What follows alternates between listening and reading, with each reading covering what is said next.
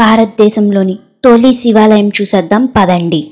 హే friends, hi. మేము ట్రిప్లో వెళ్ళిన థర్డ్ ప్లేస్ వచ్చేసి భారతదేశంలోని తొలి శివాలయం చూడడానికి అయితే వెళ్తున్నాం.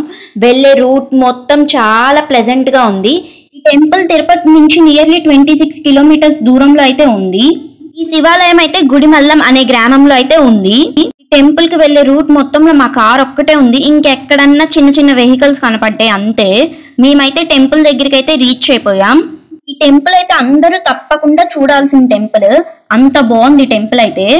ఈ టెంపుల్లో ప్రతి 60 సంవత్సరాలకి ఒకసారి నీటి జలాలు వచ్చి దేవుణ్ణి అభిషేకించి వెళ్తాయంట. మనం టెంపుల్ లోపలికి ఎంటర్ అయిన వెంటనే టెంపుల్ గురించి స్థల పురాణం, టెంపుల్ చారిత్రక అయితే ఉంది. ఎవరైనా ఇంట్రెస్ట్ ఉంటే చదివేయండి. ఈ టెంపుల్లో ఉన్న పంతులు గారులు అయితే ఆ టెంపుల్ గురించి చాలా బాగా ఎక్స్ప్లెయిన్ చేశారు. ఈ టెంపుల్లో అయితే సూర్య భగవానుడు కూడా ఉన్నారు. టెంపుల్ లోపల కూడా చాలా ప్లెజెంట్ గా ఉంటది. ఒకసారి మీరే చూసేయండి ఎలా ఉంటుందో.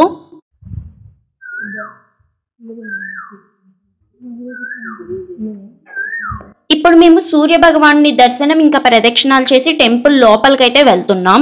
ఈ టెంపుల్ ధ్వజస్తంభం ఎదురుగా అయితే కొన్ని హోల్స్ అయితే ఉంటాయి. మీరు వెళ్ళినప్పుడు క్లారిటీగా చూడండి. ఇదైతే టెంపుల్లో పురాతనమైన బావి. ఇప్పుడు మేము టెంపుల్ లోపలికి వెళ్ళి శివయ్యకి అయితే ప్రదక్షిణాలు చేస్తున్నాం. ఇక్కడ మేము ప్రదక్షిణాలు చేస్తుంటే ఒక సెక్యూరిటీ అంకుల్ వచ్చి టెంపుల్ గురించి బాగా గైడ్ చేశారు. ఇంకా నీట్ గా అయితే ఎక్స్ప్లెయిన్ చేశారు టెంపుల్ గురించి. ఈ టెంపుల్లో ఇవైతే పురాతనమైన వస్తువులు అప్పట్లోవి. ఈ టెంపుల్ మొత్తం ఏనుగుకి బ్యాక్ షేప్ ఎలా ఉంటుందో అలా ఉంటదంట. ఇక్కడ మేము ఏం చూస్తున్నామంటే 2005లో అయితే ఈ హోల్స్ లోకి అయితే వాటర్ వచ్చినాయి అంట గుడి లోపలికి. 60 years కి ఒకసారి వస్తాయని చెప్పా కదా స్టార్టింగ్ లో. అది ఈ ప్లేస్ అయితే పూర్వకాలంలో వాళ్ళు విలువైన వస్తువులు అయితే దాచిపెట్టుకుంటారంట ఇక్కడ. ఈ 9 హోల్స్ ఉన్నాయి కదా, అండ్ ధ్వజస్తంభం ఎదురుగా ఈ హోల్స్ అని చెప్పా కదా, ఆ హోల్స్ లో నుంచి ఈ 9 హోల్స్ లోకి సూర్యకిరణాలు వెళ్ళి సూర్యకిరణాలు లోపల లింగం మీద పడతాయి. ఇవి రీసెంట్ గా June 2nd అయితే పడ్డాయి అంట. అలా టెంపుల్ గురించి అయితే వినేశారు కదా. నాకైతే ఈ టెంపుల్ చాలా బాగా నచ్చింది.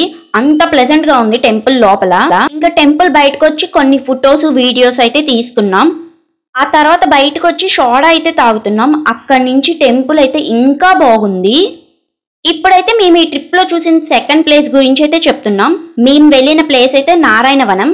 ఇది కళ్యాణ శ్రీనివాస టెంపుల్ అని కూడా అంటారు.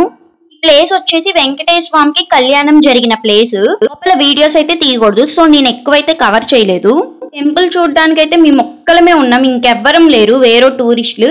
ఇదైతే అమ్మవారు అప్పట్లో నలుగు పిండి విసిరిన తిరగలి ఎంత పెద్దదో చూసారా. వీడియో కనుక మీకు నచ్చితే ప్లీజ్ లైక్ చేయండి, షేర్ చేయండి అండ్ సబ్స్క్రైబ్ చేయండి. బాయ్.